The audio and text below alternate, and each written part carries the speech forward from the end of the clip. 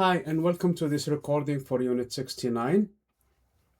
The Unit 68 actually dealt with the neutron stars. This is another kind of ending of supermassive stars, okay, namely black holes. But there are two kinds of black holes. Actually, there are supermassive black holes that exist in the center of almost every galaxy that we know of. And those are kind of different at this point because we don't understand honestly how they form. This is one of the ongoing research in astronomy, astrophysics, trying to determine their source or their nature, where they come from. And the type that we're going to be talking about is the one that normally forms from the collapse of the core collapse of supermassive stars. Okay, so we're going to define what a black hole is and how we calculate its radius, really. Okay, and then there is a problem in here because of the fact that at this stage, at this point of this tremendous gravities, there is a breakdown of classical mechanics, and we have to use relativity to understand that. In other words, time and space, they become basically confused with one another, and they interact with one another to the point that classical mechanics fails to describe this phenomenon. So we have to require relativity. And then we'll talk about the event horizon and what's going to happen if an object ventures too close from it. And then how do we know? Because black holes are black holes, we can see them. The reason we can see them is they don't emit radiation, they don't emit anything, okay? So how can we see them? One of the ways that we see them is through their interactions with their surrounding, okay? In terms of at some point, if matter gets too close, it's going to be absorbed. In doing so, it's going to emit a lot of radiation, X-rays that we can detect. That's how we can see a black hole, really. Okay. In addition to a new method that is not mentioned in this unit, namely gravity waves, when the black hole basically, especially, is going to interact with either a neutron star or another black hole, then in this case, it's going to have tremendous gravitational interactions that result in gravitational waves. Okay, and then we're going to talk about the kind of black holes that's probably at different masses, and especially in terms of how a black hole ends, how a black hole evaporates, basically using what is known as Hawking radiations. Okay, so in classical mechanics, we saw that the escape velocity from any mass, it doesn't matter, even Earth, okay, the escape velocity is inversely proportional to the size of the object, and it's also proportional. This is the square of that velocity, okay? So this is really coming from the conservation of conservation of energy, which is kinetic and potential, and also the mass of the object. We're talking about stellar masses, so they're roughly the same. I mean, something like 10 times the mass of the sun. When you square root it, it's only going to affect it by a factor of 3. So it's not going to make a lot of difference. But the size also can play a lot of role because now sizes can vary a lot. Okay? Star that is almost 1,000,000 kilometers in radius shrinks down to 10 kilometers. That is tremendous change. So when it shrinks down, this escape velocity will increase. Case in point, a white dwarf, which is a smaller version of big stars, its escape velocity is ridiculously high, 6,000 kilometers per second, which is 100 times more than that of the sun. Again, the radius shrinks down a lot for a white dwarf, going from a normal star like the sun down to the size of a white dwarf. Then in this case, the escape velocity will go up because this is inversely proportional to the radius under the square root. Now, the fastest speed that an object can have is the speed of light. Nothing can move faster than the speed of light, okay? So imagine the radius starts to shrink to a point that this escape velocity becomes the speed of light. So nothing, including light itself, is trapped in that object, hence the black hole. This value, this radius that was computed by Schwarzschild, when he was actually stationed in the war, World War One.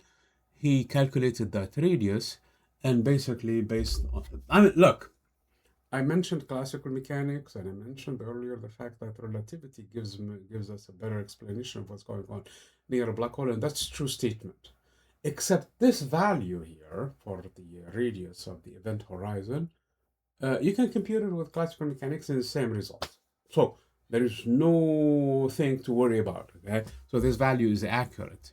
So the m is the mass, and c is the speed of light. That's the fastest any object can go. Since nothing can go faster than that, everything is trapped once it comes to the size of that object.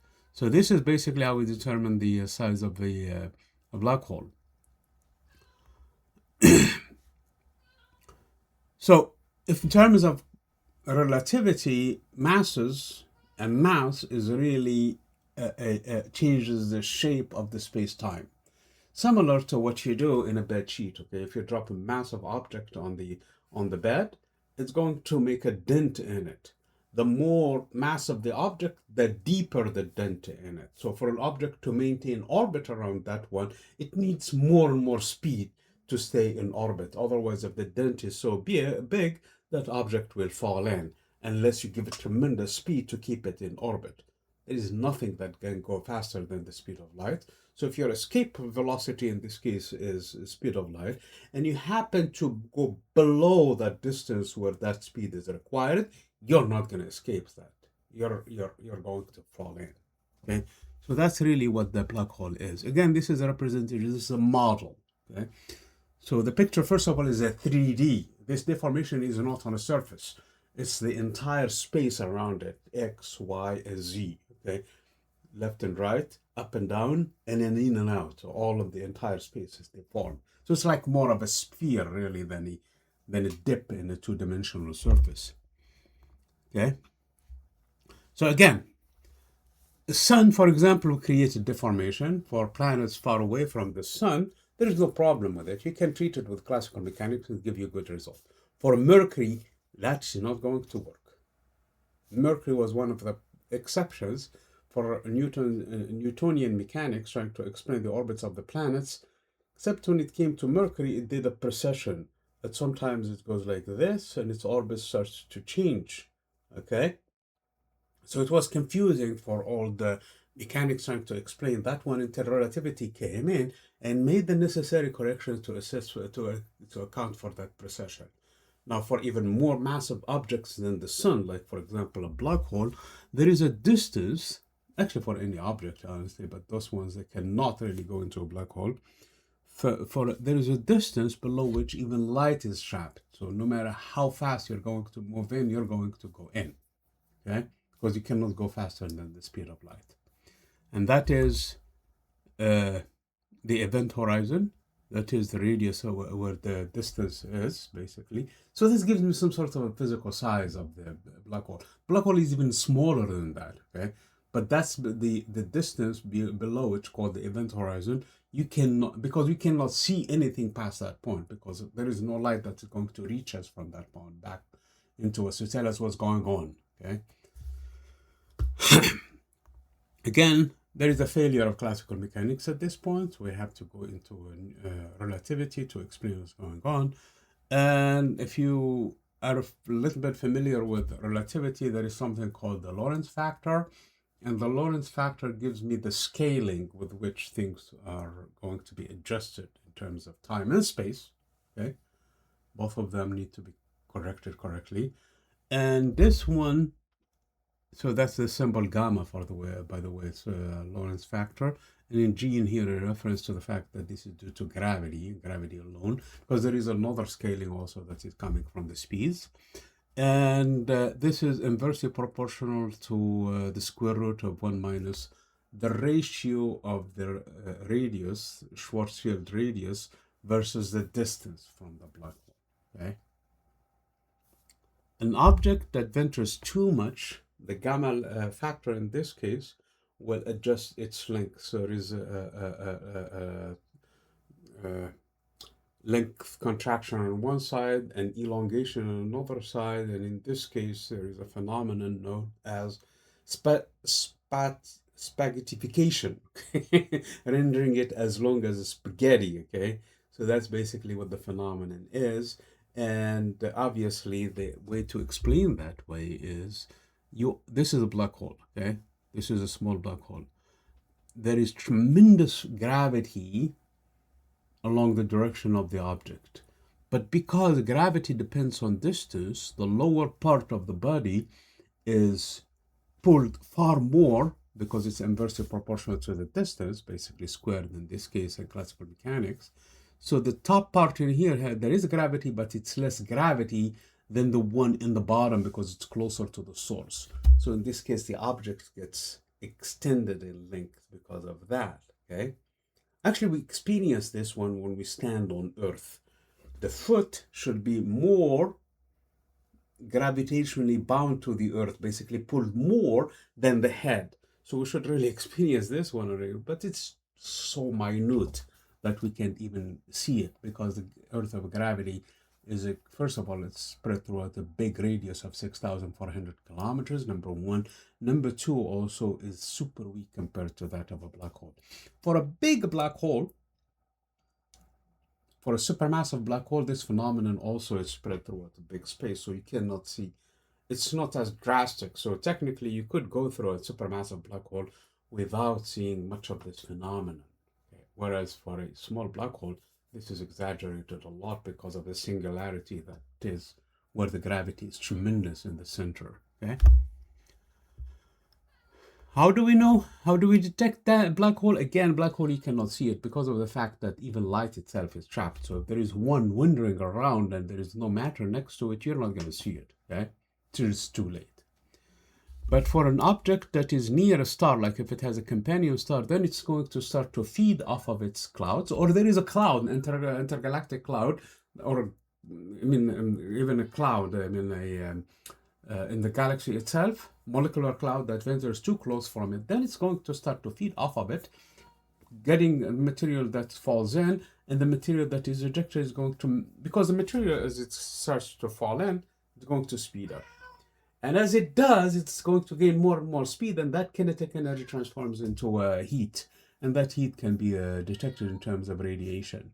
So that's how we see a black hole. That's how actually the two pictures of either M87 or one of them actually was taken picture of, and even that of the Sagittarius A star that was taken a few years back. So we have pictures of a black hole, but not directly of a black hole, but when it's feeding.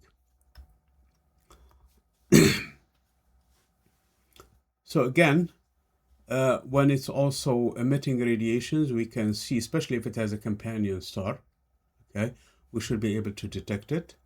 And then the other thing that I need to talk about is the black hole, Hawking radiation. Hawking radiation is a phenomenon related to something in modern physics called quantum mechanics and pair creations. Near the black hole, there is tremendous energies because of the speeds that are in vacuum in general, not necessarily near a black hole. Vacuum in general, there is something in quantum mechanics called the Heisenberg uncertainty principle, where time and energy are correlated. For a fraction of a second, there is a huge amount of energy. And for a fraction of an amount of energy, that can be done over an extended period of time. This is the uncertainty energy time relationship. The product of these two uncertainties is greater than a minimum value of the action, which is Planck's constant, basically.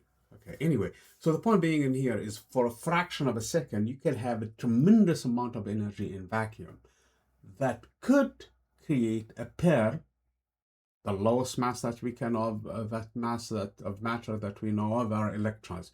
So it could create a pair of an electron positron, electron and n-type electron, and then that for a fraction of a second, that creation will collapse on itself. We wouldn't see it, and it's happening all around us, and we can see that actually experimentally in the labs.